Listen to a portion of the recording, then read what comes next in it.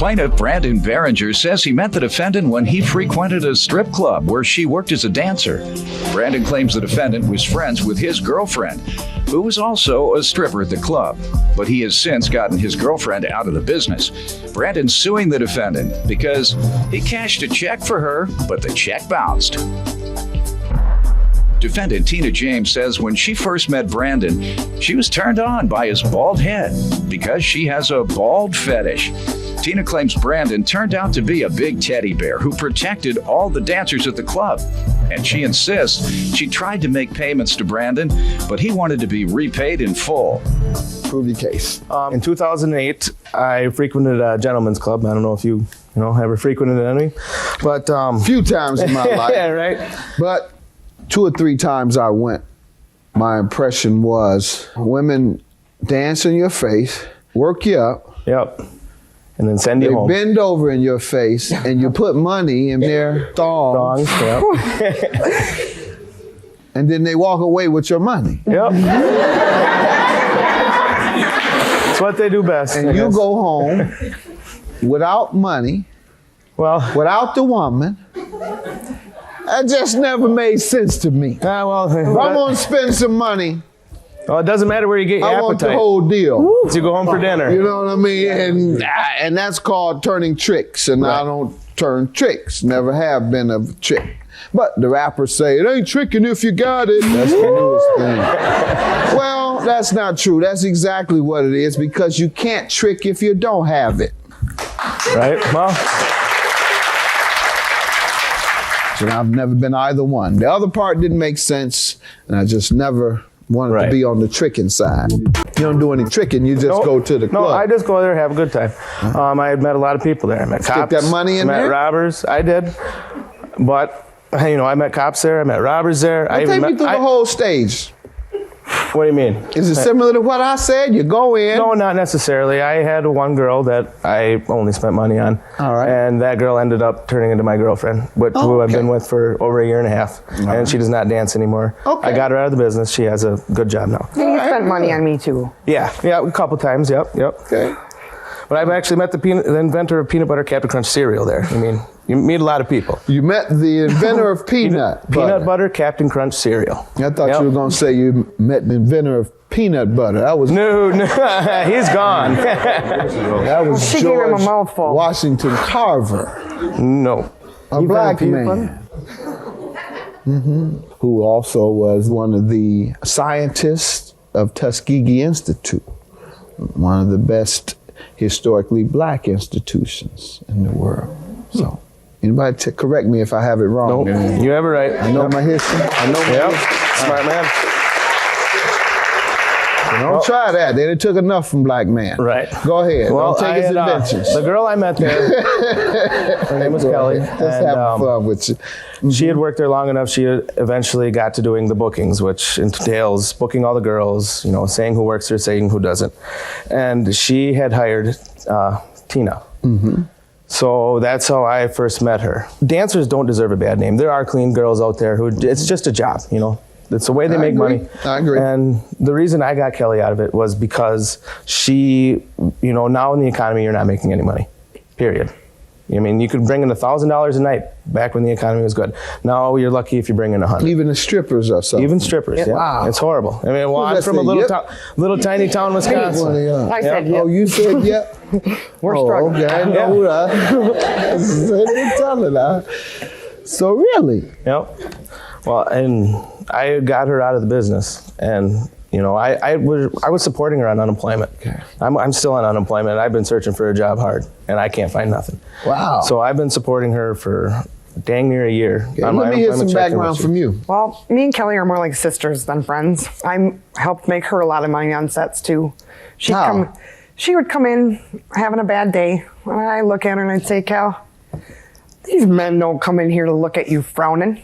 Mm-hmm. They wanted to see that, they go home to their wife. Go ahead. So what did you do to help her that day? I would go up on stage sets with her, and whatever she made when we would do things together on the stage, as was always women better would than do, one. and make men happy. Mm-hmm. You would share all the your money that with she her. made on her stage set would go to her. All right. And then I would do my set alone, and that was it. Okay. Anything else you want me to know before we get to the bounce check he's suing you about? I didn't really know Brandon a lot. I'd seen him first come in the club, and what caught my eye is the bald. I have a bald head fetish. I really would love to walk over there and rub it now. Yeah, I was in there with the mic. He was putting the mic on, and I'm Talking about Ray. Oh, Ray. He's got a bald head too. Yeah. Yeah. See if Ray will come. All right. If not, All I'm these coming guys are from scared Brandon. their wives to see him on the air. So you have a fetish for bald I have a head. You fetish for saw bald him and you heads. noticed him. Yeah, and Oh, here he comes. There you go.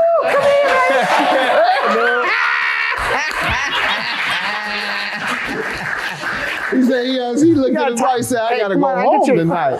he's still got to get my mic off of me. Go ahead. Anyways, Brandon, he was, the head thing was the first thing that caught my eye. He would let me rub his head, and his girlfriend would let me rub his head.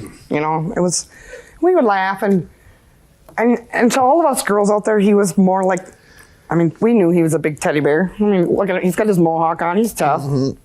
But he's a teddy bear. Mm-hmm. But to all the girls and to most of the guys in there, he was the dude at the end of the bar. Okay. Yeah. I was there long enough to get a part-time job. And he would walk us. We would walk out of that bar at the end of the night at bar close. You don't know what's out on the side of that building. Correct. It's pitch black. You can't even see your car. There's He would no walk lights. you all out. He would walk us out. Nice guy. If we needed anything out of our cars in the night, any night, we'd have our little outfits on. We can't walk out there alone. Uh-huh. He would walk us out. And what happened? One day you decided to pay him for it and the check bounced? Well, no. Well, you tell me, what happened? You're suing about a bounce check. Kelly had approached me and asked me, because she had said she had needed someone that had a bank account to cash a check for her. And Kelly approached me, and I had a bank account, and I said, sure. What was it for? And it was for furnishing her. She had just moved into a new house, and it was for furnishing her children's bedroom. So I said, yeah, just meet me down at my bank, Pigeon Falls, and I'll cash it for you, and we won't have a problem. So I walked into the bank with the check. I do have a copy of. Let me see it, please.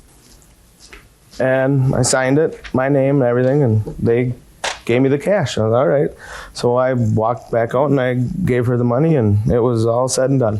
And what happened? I gave him money for cashing the check for me. I gave him $50 cash out of the $950. But it bounced. It didn't bounce that day. It bounced. Hold on here. It bounced. He actually walked out to my car with the money. On the 25th. And I handed him the cash. It was, I just got done with a 15-year marriage with an abusive husband. I have 3 boys, and I needed to move out, and I needed my deposit, my first month's rent. I prorated half of the first of August so I could move in early. And my divorce attorney took my down payment and ran with it. And I got no spousal support from him. I was just starting as a stripper. The divorce attorney new. took it. You got no spousal support. So everybody did you wrong. Right. But in the beginning of stripping... Man, why don't you think you owe him this money? I agree that I owe him money. So why are we here today? Why aren't you going to pay? Well, because what happened in the beginning when the check first bounced, I agreed to pay back money to him. Okay. And I said, I can do it, but I cannot give you $950 plus your bank bounce accounts. Have you given him a dime? No. All right. So it's not that you can't pay it all at one time. You can't give him $10 a month, or you haven't. My job was threatened because of the situation. And the Judgment for the plaintiff. That's enough stories, ma'am. $1,040 to the plaintiff. Thank you.